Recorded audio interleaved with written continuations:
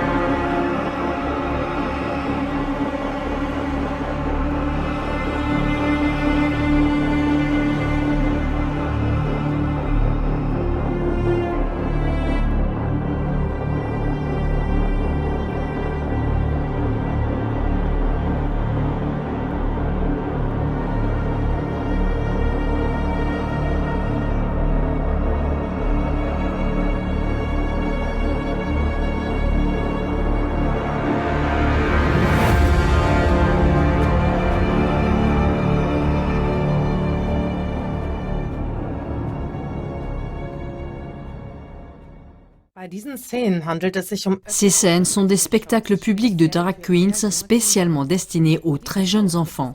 Ces spectacles existent désormais dans de nombreux pays du monde, y compris en Allemagne. Sous le couvert de la tolérance et de l'acceptation de la prétendue diversité des sexes, nos enfants doivent être préparés à un avenir multicolore. Mais il n'est pas fait mention de ce que ces spectacles peuvent provoquer dans l'âme des enfants. Les protecteurs de l'enfance et les pédagogues sociaux mettent en garde avec insistance contre le fait que les enfants peuvent être grandement déstabilisés et dans certains cas gravement traumatisés par ces spectacles. L'éducatrice en vie sociale Margaret Taves parle dans une interview de sa pratique professionnelle. Il est question des conséquences d'une confrontation trop précoce avec le sujet de la sexualité. En abordant des sujets tels que la transsexualité et la fluidité des genres, on priverait les enfants de leur développement naturel. Il en résulte une grande insécurité et des troubles du comportement chez les enfants. Ceux-ci doivent souvent être suivis par la suite par des psychologues et des thérapeutes. Cela induit un problème après l'autre, dit Margaret Taves. Des lectures de livres de drag queens pour les enfants de maternelle ont lieu depuis des années dans de nombreuses villes d'Allemagne. Ces lectures sont parfois bien établies dans les activités publiques de ces villes et sont régulièrement organisées dans les établissements d'enseignement. Les enfants y sont confrontés à des drag queens au maquillage criard et souvent habillés de manière sexualisée. Les livres qu'ils y lisent traitent souvent du sujet des transgenres. Cela signifie en clair qu'il y est question d'enfants ou d'animaux qui ne se sentent pas à l'aise dans leur sexe naturel et qui souhaitent passer à l'autre sexe. Sur le site internet de l'association Demo für alle, on y trouve des informations bien fondées sur ce qui est appelé heure de lecture. Voici ce qu'on peut y lire. Certains des artistes sont avant tout des militants et ont lu les classiques de l'idéologie du genre. Ils comprennent que la perversion de la sexualité et de l'identité sexuelle est le moyen choisi pour subvertir l'ordre social. Leur agenda n'est pas une conspiration secrète, mais suit une méthodologie scientifique qu'on peut lire par exemple dans l'article « Pédagogie drag queen, la pratique ludique de l'imaginaire queer dans la petite enfance ». L'objectif est d'ancrer profondément la pédagogie queer dans les établissements d'enseignement pour enfants, en brisant les stéréotypes des enseignants et de manière générale toutes les règles et les limites. Mais revenons ici au jeu d'esprit du début de l'émission. Demandez-vous, qu'est-ce qui vous vient spontanément à l'esprit lorsque vous pensez aux besoins les plus importants d'un jeune enfant? L'amour, la sécurité, les soins, l'espace pour s'épanouir librement, le temps pour jouer, sont peut-être les choses auxquelles vous pensez. Mais si on écoute les soi-disant experts du Centre fédéral d'éducation pour la santé, on obtient une toute autre liste. Les enfants âgés de 0 à 4 ans sont des êtres sexuels. Ils doivent être éduqués à la masturbation précoce et apprendre à ressentir du plaisir et du désir lorsqu'ils touchent leur propre corps. Ils doivent découvrir le corps et les organes génitaux et connaître des expériences agréables de proximité physique. Les enfants de 4 ans doivent pouvoir interpréter les sentiments sexuels tels que la proximité, le désir et l'excitation. Ce n'est pas seulement une théorie, mais c'est déjà mis en œuvre aujourd'hui en Allemagne et dans d'autres pays à la demande de l'ONU. Ce qui suit est le témoignage d'une jeune femme qui a commencé une année de volontariat social dans un jardin d'enfants. Elle a toutefois dû quitter le jardin d'enfants avant la fin de l'année, car elle n'était pas d'accord avec le concept d'éducation sexuelle qui y était mis en œuvre. Nous vous présentons maintenant un court extrait de son témoignage vidéo. En fait, un jour, une femme est venue d'une certaine association d'aide, connue de tous, que je ne nommerai pas ici. Cette association d'aide a un logo bleu. Et tout ça s'est passé en Rhénanie-Palatinat, à la frontière avec le Bade-Wurtemberg. Je suis arrivée à la crèche comme d'habitude, et ce jour-là, une femme de cette association d'aide est venue présenter le futur projet pour toutes les crèches en Allemagne.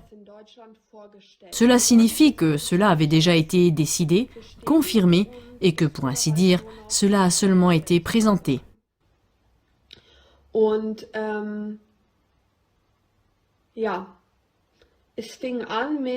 Et ça a commencé ainsi. À l'avenir, nous voulons expliquer et offrir aux enfants la possibilité de se masturber. J'étais complètement sous le choc. Complètement sous le choc.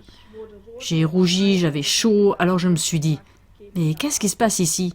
Qu'est-ce que c'est que ça? Ils sont complètement malades !» Je regarde à droite, à gauche, et l'une des éducatrices était d'ailleurs pasteur. Tout le monde était pleinement satisfait, pleinement heureux. On trouve ça super, waouh! J'étais sidérée. Ok, ça ne peut pas être vrai, n'est-ce pas? Et puis elle a encore ajouté. C'était comme ça que dans cette crèche, il y avait une salle de sport, les enfants y faisaient de la gymnastique et c'était assez grand.